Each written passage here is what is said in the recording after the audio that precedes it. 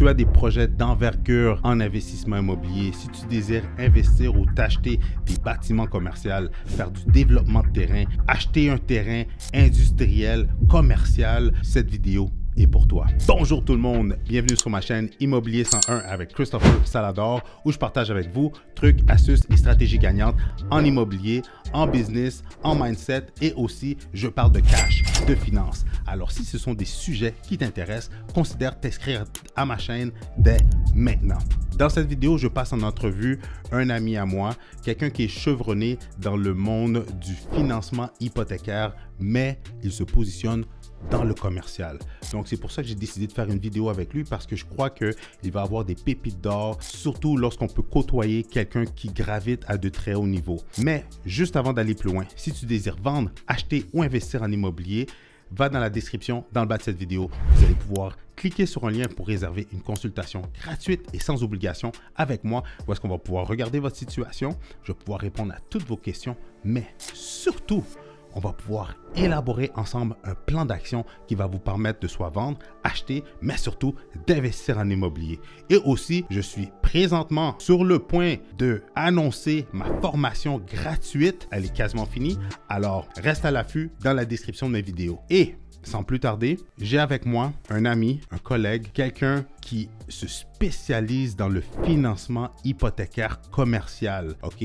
Donc, si vous désirez financer un terrain industriel, un terrain commercial, si vous désirez acheter une tour à bureau, une tour commerciale, si vous gravitez dans des transactions de plusieurs millions de dollars, c'est la personne pour vous. Il gravite depuis plus d'une décennie dans le milieu des finances, marketing, comptabilité. Il est maintenant courtier hypothécaire, multilogement commercial et dans le commercial. Je vous présente Thierry Azouz. Et si vous aimez ce genre de vidéo-là, je vous dis tout de suite, cliquez le bouton j'aime et sans plus tarder, rentrons dans le vif du sujet dès maintenant. Le marché de l'immobilier au Québec est en pleine explosion. Beaucoup d'opportunités pour les acheteurs de première maison et d'immeubles à revenus. Avec la méthode Salador, je vais vous outiller pour faire la meilleure transaction.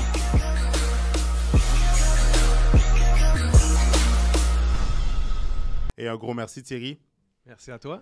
Pour les gens qui ne te connaissent pas, peux-tu expliquer ton background ou c'est quoi ta spécialité dans le monde du courtage hypothécaire? En fait, je suis courtier hypothécaire commercial, Nice. industriel aussi, précisément. Donc, je fais principalement le développement de terrain, construction neuve, APH Select et tout, là. Des grosses hypothèques. Super. Mais avant de te rendre là, tu n'as pas commencé là-dedans, tu as commencé dans le résidentiel. Oui. Puis, peux-tu nous expliquer brièvement tes débuts puis qu'est-ce qui t'a amené vers le commercial? En fait, c'est une longue histoire. C'est que dès le début que je faisais mon permis de courtier hypothécaire, je voulais faire du commercial. Mon business plan était basé pour le commercial. Pour vrai? Oui, 100%. Mais j'ai fait l'erreur de débutant d'écouter tout le monde autour de moi puis de me dire non, commence par le résidentiel parce que le commercial, c'est trop difficile. Donc, j'ai un petit peu choqué étant donné que je n'avais pas d'expérience. Je ne savais pas trop dans quoi je m'embarquais. Je le regrette, honnêtement, parce que j'ai juste perdu du temps. Puis ça, c'est, je pense que l'erreur que tout le monde fait au commercial qui commence au résidentiel, il écoute tout le monde. Puis tout le monde, en fait, c'est du monde au résidentiel qui vont te conseiller. Donc déjà, en partant, c'est pas les bonnes personnes pour te conseiller. Puis c'est pas parce qu'ils ont une mauvaise expérience que c'est nécessairement ton parcours. 100%. En même temps, avoue que ça a quand même été un bon banc d'école d'avoir commencé dans le résidentiel pour apprendre les rouages pour tout ça, ou tu trouves que tu aurais pu juste directement aller dans le commercial? Zéro. Moi, les affaires de banc d'école, puis patata, comme, tu sais, il faut que tu commences par petit pour être gros, puis tout. Non. Do big or go home. Arrête de niaiser, puis comme, pour vrai, tu sais, il faut pas avoir peur de comme viser trop haut. Puis ça, c'est même parfait. Puis moi, je trouve que en fait, j'ai rien appris au résidentiel qui m'a servi au commercial. Parce qu'en fait, même que quand tu commences au commercial puis tu as un background de résidentiel, ben, tu penses comme au résidentiel, ce qui est un handicap, en fait. Donc, ça t'apporte absolument rien. Wow. Ça fonctionne pas du tout pareil, le financement. C'est pas la même clientèle. C'est pas de la même façon que tu vas chercher les clients. C'est pas les mêmes contacts à la banque. C'est vraiment une autre game. C'est le jour et la nuit. Donc, tu fais juste perdre ton temps, en fait. Fait que t'es vraiment radical parce que beaucoup de personnes vont dire comme, tu sais, si c'était à refaire, je changerais pas, je recommencerais de la même façon parce que t'as quand même atteint ton objectif. Ouais. Mais toi, tu serais comme, F that, moi, je commencerais directement. 100%. Ah ouais? J'ai vraiment perdu mon temps, en fait, au résidentiel. Puis, quand tu as commencé dans le commercial, qu'est-ce qui t'a permis de te démarquer? Parce que justement, tu viens de le dire, beaucoup de personnes du résidentiel dans les hypothèques au résidentiel te disaient non, puis tout ça. Mais qu'est-ce qui t'a permis de te débloquer puis de te propulser, selon toi? Je pense que c'est au niveau de la stratégie pour aller chercher les clients. Mm. C'est vraiment ça. Parce que le but de notre business, à la base, c'est d'aller chercher les clients. That's Ça, it. c'est le point crucial. Tu peux être le meilleur courtier au monde. Si personne ne le sait, comme déjà en partant, ça sert à rien. Il y a quelqu'un qui va vendre son service moins bon que toi, mais qui va le vendre en plus grande quantité parce que tout le monde le connaît. 100%. Fait que déjà en partant, ça, c'est un critère. Après ça, au niveau comme d'aller chercher les clients, savoir où les trouver, c'est très important. Tu sais, un bon chasseur, c'est quoi la différence entre un bon chasseur et un chasseur amateur? C'est que le bon chasseur, lui, il connaît sa proie. Il va l'étudier, il va travailler intelligemment, puis après ça, il va se positionner, puis il va capturer sa proie. Tandis qu'un amateur, il va hustle, mais comme, il va faire un petit peu n'importe quoi, mais à la fin de la journée, il est épuisé, mais il n'a rien attrapé. Tu peux brasser de l'air, J'avoue. puis rien faire. Là. Ben, c'est drôle, ça revient à ce que tu disais d'entrée de jeu avec ton parcours que tu trouves que c'était un petit peu plus de la perte de temps. C'était comme plus un parcours, un chasseur amateur. Ouais. Versus que là, Parce comme qu'en tu fait, dis... quand tu es au résidentiel, c'est que pendant que tu es au résidentiel, tu fais pas de commercial. Fait que déjà, tu viens de perdre du temps, déjà en partant. Puis en plus, tu n'apprends rien sur le financement du commercial parce que tu es trop occupé au résidentiel. Il faut dire qu'au résidentiel, ça bouge beaucoup plus qu'au commercial. Ouais, à l'industriel, c'est encore plus lent parce que tu vas avoir 3-4 deals puis tu fais ton volume de l'année avec juste ça, mais c'est vraiment un monde différent. Donc, c'est du financement différent. Donc, tout ce que tu fais au résidentiel, c'est fini. Il faut que tu l'oublies quand tu arrives au commercial. Je comprends. La seule raison pourquoi les gens vont te dire va commencer au résidentiel pour au commercial, c'est pour que tu te remplisses les poches. Parce qu'au commercial, c'est des longs shots, puis tant que c'est pas notarié, ça vaut rien. En plus. Fait que tu peux t'exciter d'avoir un deal à 300 millions, mais tu as signé le mandat, mais il n'est pas notarié. Ouais. Ça veut rien dire. Puis tu as travaillé dessus, tu as Ouais. essayé de réaliser le Exactement. plus de conditions Donc, possible. tu peux pas miser dessus à l'année puis te dire, OK, parfait, je vais faire tant dans mon année, j'ai plus besoin de travailler, je vais attendre que ça notarie. Tu peux pas faire ça au commercial puis à l'industriel. Tandis qu'au résidentiel, tu sais, ça rentre, ça sort, c'est pas grave, là, ça va tellement vite, ta roue, elle tourne. T'sais, après 3 ans, un courtier, normalement, ça bouge assez. T'as quel âge présentement? 36. Ça fait combien de temps que tu as commencé? Ça fait 4 ans. Nice. Puis, admettons, parce que tu as fait combien de temps au résidentiel? 2 ans. Parfait. 3 ans, mais la dernière année, je faisais 50-50. La différence que tu vois entre les investisseurs au résidentiel versus les investisseurs au commercial, ce serait quoi? Parce que toi, tu vois leur profil financier. Qu'est-ce qui fait la différence qu'un est dans... Parce que celui dans le résidentiel, je pense pas qu'il est tombé. Il y en a certainement qui sont tombés dedans, mais la majorité, ils ont passé comme toi, comme nous, comme la majorité des gens, ils ont commencé. Ils ont eu un premier départ à quelque part, ils ont eu leur jour 1. Exact. Ils sont rendus là. Qu'est-ce qui fait que la différence entre les deux? C'est-tu le mindset? C'est-tu le type d'investissement? C'est-tu le courage? Selon toi, c'est quoi? C'est le mindset. Explique. Le mindset, 100%. Et là-bas, comment ça, il y a un gap entre celui Parce qu'en réalité, quand tu y penses, ça prend à peu près 5 à 10 ans pour devenir ultra... N'importe où tu veux te rendre, ça prend 5 à 10 ans pour où tu veux te rendre. Que tu sois milliardaire, que tu aies une centaine de millions de dollars dans ton compte, ou que tu aies 25 millions, 10 millions, ou juste 1 million. Ça peut te prendre comme 5 à 10 ans pour avoir le même résultat. La différence, c'est le mindset. Les outils que tu vas utiliser ne sont pas pareils. Ton network va pas être pareil. Donc, au final, ça revient au même. Donc, tu sais, comme quelqu'un qui... Tu sais, c'est quoi la différence entre un milliardaire et, exemple, quelqu'un qui a 100 millions, 200 millions dans son compte de banque? C'est le mindset. Les outils qu'il a utilisés sont très différents. Celui qui a 25 millions aussi, c'est pas la même chose. Il a un autre mindset, d'autres outils différents. Donc, je te dirais, un amateur au niveau résidentiel, les investisseurs au niveau résidentiel, ils regardent beaucoup Grant Cardone. C'est la bonne. OK, ils regardent beaucoup Grant Cardone. OK. Tandis que, tu sais, à l'industriel, commercial, tu sais, c'est des joueurs plus chevronnés qui savent faire la différence entre les réseaux sociaux puis la réalité. Ils l'ont bien séparé, puis comme, tu sais, ils vont vraiment aller straight to the point. Ils savent où est-ce qu'ils s'en vont. J'ai rarement vu quelqu'un dans ma vie, quelqu'un qui réussit, mais qui ne sait pas où est-ce qu'il s'en va. Ça, c'est crucial. Si tu ne sais pas où est-ce que tu t'en vas déjà en partant, tu n'as pas un game plan. Comme, tu sais, même si, par exemple, tu veux monter le Mont Everest, parfait, comment je vais le faire? Il y a une préparation à faire, puis on va le découper en plusieurs étapes pour se rendre à la fin. 100%. c'est pas vrai que tu vas monter ça d'un coup avec aucun game plan puis faire n'importe comment. Tu vas même pas te rendre au premier palier. 100%. C'est ça. Comme dans n'importe quoi, en fait. Tu fais du commercial, tu fais de l'industriel. Mais dans le commercial, il y a différents niveaux. Il y a le commercial multilogement, il y a le commercial semi-commercial résidentiel, il y a le commercial business entreprise, l'industriel, les terrains, les bâtiments. Toi, c'est lesquels que tu desserres présentement ou que tu as fait dans ton portfolio? Alors, en fait, moi, ce que je vise tout le temps, c'est comme 10 millions et plus. OK. 100 millions. Il n'y a aussi. pas vraiment. C'est juste les créneau. grosses tours à building, à construction, ça, j'adore ça. C'est vraiment ça que je vise. C'est juste que, tu sais, ça, c'est le genre de dossier que tu vas avoir peut-être 3 dossiers par année, 5 dossiers par année. Donc, tu sais, le temps, il est long Mm-hmm. dans l'année. Puis moi, j'ai besoin d'être dans le feu de l'action, d'avoir tout le temps des dossiers. Sinon, tu deviens lazy. Mm-hmm. Donc, tu sais, ouais, j'ai accepté des dossiers un peu de tout, tu sais, au commercial, 1 million et plus, je vais les faire. Puis, tu sais, des fois, les clients ont un bon portefeuille. Donc, c'est des clients potentiels de 10 millions et plus. Donc, tu sais, on va les prendre. Je vais les prendre quand même, mais c'est ça.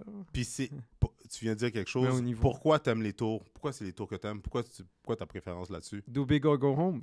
J'aime lancer des challenges, puis étant comme courtier, puis aller chercher des deals comme ça, j'adore ça. Okay. Premièrement, ça, c'était déjà en partant, c'était mon point fort. Puis de 2, c'est que tu apprends énormément avec ces gens-là. Explique, si tu peux élaborer, s'il te plaît. C'est ça, c'était une des stratégies pour moi, c'est que d'aller au commercial, puis de viser des grosses tours, puis tout ça, que d'aller faire du résidentiel. C'est que premièrement, oui, tu fais de la belle argent, mais en même temps, tu gères quelques clients. Donc, tu peux les amener au golf, tu peux les amener dans les restaurants. Au résidentiel, c'est une genre de game que tu n'as pas vraiment. Mm-hmm. De 2, ça devient comme tes partenaires aussi d'affaires éventuellement. Mm-hmm. Donc, c'est très important. Puis en plus, ça t'apprend énormément de choses au niveau de l'investissement immobilier. Moi, au début, je n'étais pas investissement immobilier du tout. Je ne croyais pas beaucoup en l'immobilier avant d'être dans le courtage. Avant, j'étais vraiment comme la bourse. Avant ça, j'étais financial manager. Donc, j'étais vraiment comme plus la bourse. Puis tout ça, j'y croyais depuis que j'ai 10 ans. Je suis comme vraiment focusé là-dessus. Warren Buffett, c'est mon idole. Mais j'ai quand même vu dans l'immobilier beaucoup de potentiel. Au niveau que ce que j'aime, c'est vraiment l'effet de levier. C'est que n'importe qui peut vraiment... C'est sûr, il y a beaucoup d'argent à faire là-dedans. Puis en même temps, je reviens à l'effet de levier, mais aussi, c'est que tu peux refinancer, acheter. Puis c'est là, on ne devrait pas acheter du luxe si on n'a pas de passif income. Je comprends. En partant. Si c'est basé sur ton cash flow, tu es en train de te tirer une balle dans le pied. Puis c'est ça que tu vois avec ce monde-là, là, parce qu'on s'entend, exactement, le monde qui transige dans des tours, dans de l'industriel, centaines de millions, dizaines de millions et plus, ils n'ont pas le même lifestyle de qu'est-ce qu'on voit sur Instagram. Est-ce que je me trompe? 100%. C'est vraiment une minorité visible sur Instagram. Puis la majorité des gens dans le monde qui ont de l'argent sont blasés de l'argent puis ils vivent très modestement, en fait. Puis, tu me le disais en dehors de la caméra, mais tu sais, justement, ces clients, ces personnes-là, pas juste tes clients, mais je veux dire, ces investisseurs-là, les gens qui gravitent à ce niveau-là, sincèrement, contrairement à ce qu'on voit sur Instagram, je sais, je me répète, mais est-ce que toi, tu les vois? Est-ce qu'ils arrivent avec le gros suit custom-made, la grosse montre à genre 50 000, tu sais, les gros chars? C'est quoi leur lifestyle que tu vois, toi? C'est vraiment pas ça. En plus, c'est dans l'immobilier, donc c'est souvent des contracteurs. Puis les contracteurs, c'est F-150 avec des bottes de construction, t-shirts, comme sont vraiment simples. For real? Ouais. Ils ont des fois peut-être une Porsche dans le garage qui vont sortir la fin de semaine, mais tu sais, c'est pas... En plus, on est à Montréal. Tu sais, il y a les trous puis tout. Tu sais, la majorité des gens qui conduisent une belle voiture comme une Ferrari, c'est souvent parce que c'est leur première Ferrari. Après ça, ils vont finir par la vendre puis ils vont dire « Je suis à Montréal, ça vaut pas la peine de dépenser autant d'argent. » Mais tu sais, au début, quand tu touches l'argent, tu es tout excité. Tu sais, quand tu vois une personne âgée de 80 ans qui roule en Ferrari, il a pas roulé en Ferrari toute sa vie, c'est parce qu'il pouvait pas se le payer à 25 ans. Fait que là, il vit son trip.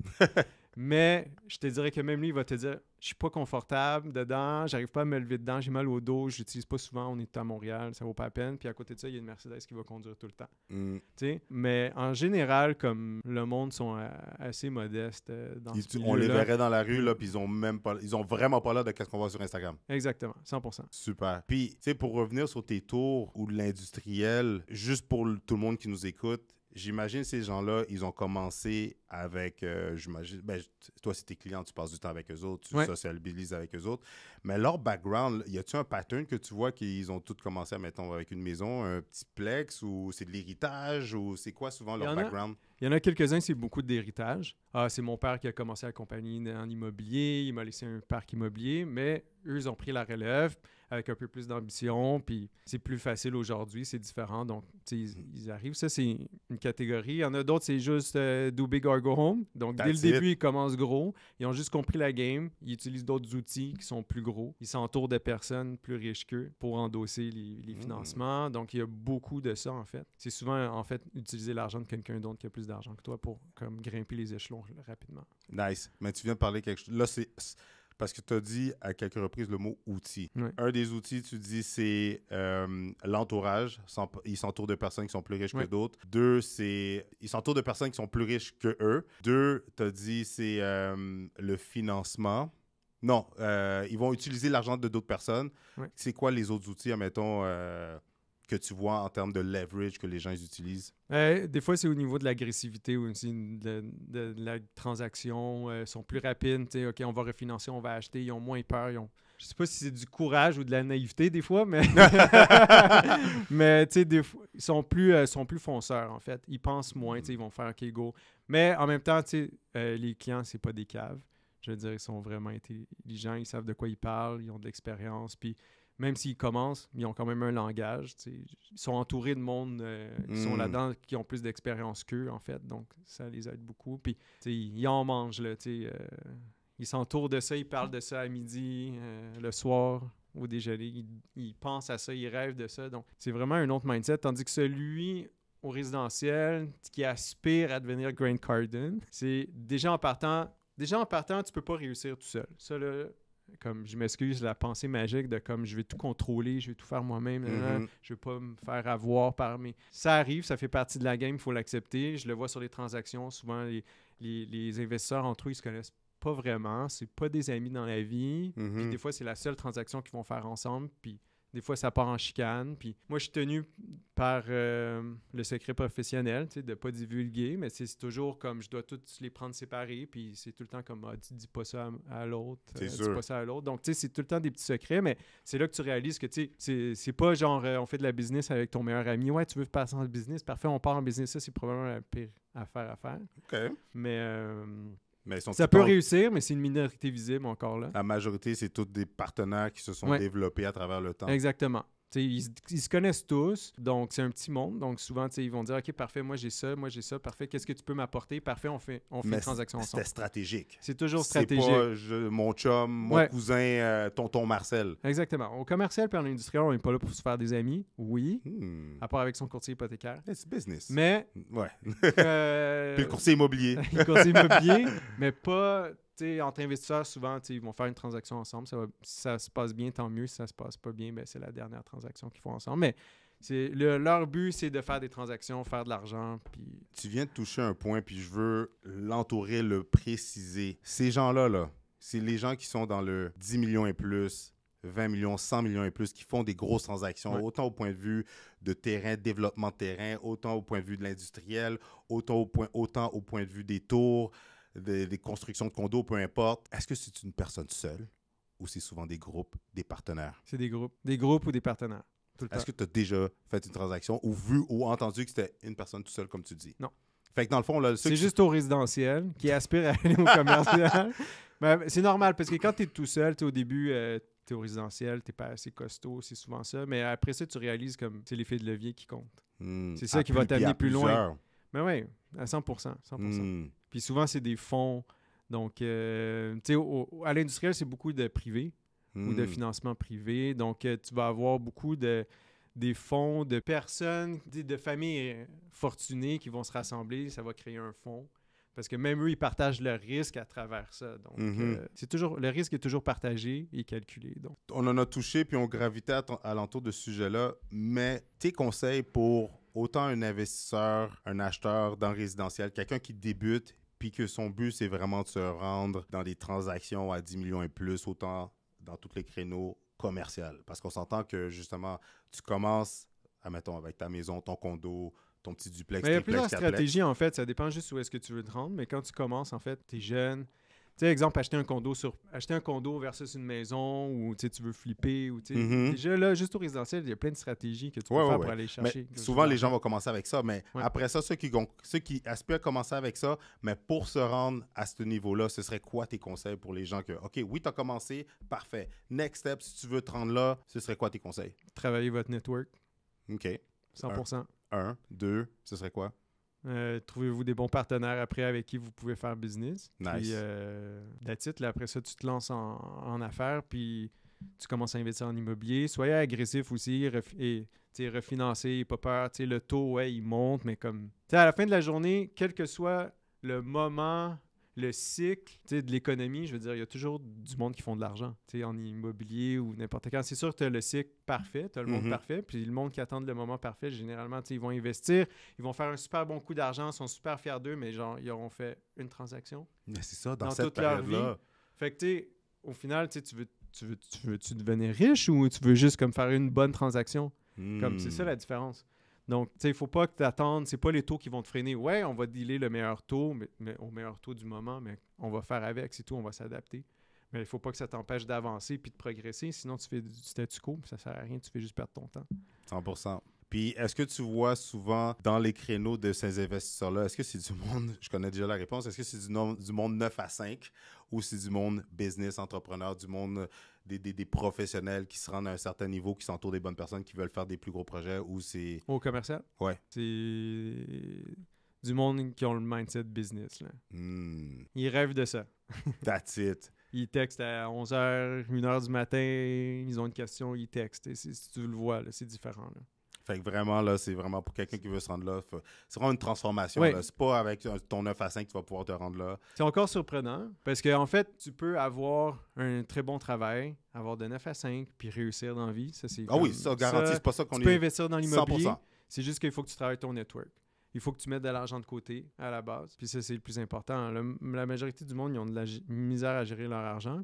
Puis je suis un ancien financial manager, donc je sais de quoi je parle. Puis la majorité des gens ont de la misère. Ils pensent plus à leur se gâter. Puis surtout dans la braquette entre 150 et 250 000 $, c'est plus je me gâte avant. Mais la réalité, c'est que ils ont vraiment la chance de pouvoir mettre énormément d'argent de côté. Mais là... Parlez-en avec votre conseiller financier. Parce que justement, pour se rendre là, pour quelqu'un qui transige, qui veut atteindre l'indépendance financière, surtout qui veut gérer, faire des transactions ou des projets en haut de 5-10 millions et plus, on s'entend, c'est pas avec des économies. Non. On l'a répété à quelques 100%. reprises, c'est avec l'effet de levier, c'est avec du courage, c'est avec l'agressivité de ne pas attendre le bon moment, comme tu viens de dire, mais de vraiment, tu passes à l'action. Puis ça m'amène à un point, puis dans les dernières questions, par rapport au taux d'intérêt, parce qu'on s'entend que les taux d'intérêt sont hauts, puis ils vont continuer de monter. Est-ce que, parce qu'on s'entend que quelqu'un qui fait une transaction 15-20 millions avec les taux d'intérêt dans le commercial qui est plus élevé que dans le résidentiel, est-ce que tu vois que ça freine les gens ou ils sont comme, je passe à l'action quand même? Non. Commercial, c'est business. Ça roule tout le temps. Il y a un crash, ça va rouler. Les taux d'intérêt vont monter, qu'ils baissent ou qu'ils montent, tout le monde s'en fout. Oui, les gens vont porter de l'intérêt là-dessus, mais ça ne va pas les empêcher de faire des transactions. Ils ne vont pas se priver parce qu'ils vivent de ça, c'est leur business. Ils ne vont pas arrêter de faire de la business. Ils ont un autre mindset. En plus, les taux d'intérêt au commercial, c'est déductible d'impôts, là. Contrairement au résidentiel. Résidentiel, je comprends, tu achètes une maison, c'est pour toi. Il y a du monde qui vont dire que c'est un investissement, c'est partagé. Mais moi, je trouve pas que c'est un investissement parce que c'est moi qui paye. C'est moi qui paye l'entretien, c'est moi qui paye tout, ça sort de ma poche. Donc, en partant, puis il n'y a rien qui me revient. Oui, il y a une plus-value, mais il faudrait que je reste combien de temps dedans pour que... La réalité, c'est que c'est pas vraiment un investissement. Oui, ça peut être un effet de levier, parce que tu peux acheter ta maison, la refinancer pour acheter après ça, investir 20% de mise de fonds, etc.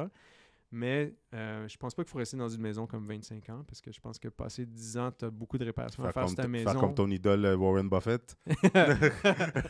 Mais lui, c'est un cas spécial. C'est un cas spécial. Mais il vaut quelques milliards de dollars, donc ça change rien, mais il gaspille pas son argent. Je pense qu'il mange un McDonald's tous les jours avec un Coke, puis il va le chercher en auto. En plus, le même char qu'il a depuis des années. Oui, puis il a juste changé pour brand new parce que ça commençait à être trop vieux, mais c'est vraiment le mindset que j'adore de Warren Buffett, que j'ai vraiment... Je comprends. 2 dernières questions pour toi. C'est quoi tes objectifs en business d'ici, admettons, ton objectif ou le type de client que tu aimerais ça transiger ou que tu es comme ça, j'aimerais atteindre ce niveau-là d'ici 5 à 10 ans? Moi, je veux taper le 1 milliard de volume par année. Nice. C'est vraiment mon objectif que je m'étais donné depuis le début. Au terme de commission, je l'ai déjà dépassé, donc c'est correct. Mais le type de J'ai pas client que besoin. tu aimerais ça, que tu Type de devrais client- avoir pour te rendre là, ce serait quoi? Ce serait qui plutôt? Ben, c'est juste des clients en fait de 100 millions et plus. OK. Honnêtement, ça en prend quelques-uns par année, c'est correct. Mais honnêtement, je suis ouvert à tout. Je veux dire, ma mission à la base, quand j'ai décidé d'être courtier hypothécaire, autre que ma mission personnelle, c'est vraiment d'aider mes clients à devenir plus riches. Nice. Moi, je les pousse, en fait. Parce que si ils font plus d'argent, ben moi aussi, j'en fais plus. Donc, je les pousse à faire plus d'argent, mais je suis en hypothèque. Donc, je ne peux pas pousser un client que le risque est trop élevé. Donc, on fait toujours les calculs. Si mon client est capable d'endosser le risque, ben go, moi, je le pousse, puis tout ça. Puis en plus, avec le network qu'on bâtit, ben, j'ai toujours des off-market, j'ai toujours comme des listings, puis tout ça. Des fois, tu sais, je dis, OK, parfait, ça, comme toi, tu peux te l'acheter, go, on Ça pousse, fait du sens. go, on fait du sens, on l'achète. That's it. Puis, le conseil que tu donnerais à ta version plus jeune de toi-même, à genre 20 ans, ce serait quoi? Avec où est-ce que tu es rendu? Où est-ce que tu sais que tu peux te rendre avec ton potentiel? Ce serait quoi les conseils que tu donnerais à la version plus jeune de toi? Écouter son game plan, écouter son instinct, aller direct au but, puis arrêter d'écouter ce que le monde te dit. That's it. Et un gros merci, Thierry. Ça fait plaisir. Boom. Alors, j'espère que vous avez apprécié l'entrevue avec Thierry Azzouz. Si oui, n'hésitez pas à cliquer le bouton j'aime parce que ça va faire en sorte de m'aider avec l'algorithme de YouTube de 1. Mais de 2, je veux savoir que vous aimez ça. Dites-moi dans les commentaires, est-ce que vous aimez ce genre d'entrevue-là? Parce que dans les derniers mois, dans les dernières années, surtout avec la pandémie, j'ai fait plusieurs vidéos solo. Mais est-ce que vous aimeriez que je reprends davantage les vidéos entrevues de 1? De 2 aussi, je commence à penser à faire un podcast. Est-ce que je devrais me lancer dans les podcasts?